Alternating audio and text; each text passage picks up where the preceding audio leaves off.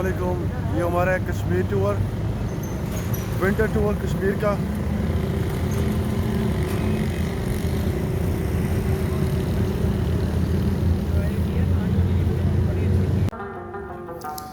ये टूर हमारा शादरा से शुरू हुआ था क्योंकि मैं थोड़ा सा लेट लाहौर से निकला था और मैंने ग्रुप को ज्वाइन किया शादरा में। और यहाँ से फिर हम निकले गुजरांवाला की तरफ। गुजरांवाला में हमने नाश्ता किया, जो कि आपको मैं अगली वीडियो में दिखाता हूँ। और फिर वहाँ से हम निकले गुजरात लाला मूसा, और फिर वहाँ से जंडियाला रोड से कश्मीर की तरफ। 100 डेज़, 7000 किलोमीटर, 70 सिटीज़। देखिए YouTube channel love Pakistan build Pakistan, मैं हूं मियां अजीज़। सब्सक्राइब कीजिए, लाइक कीजिए। अस्सलाम वालेकुम।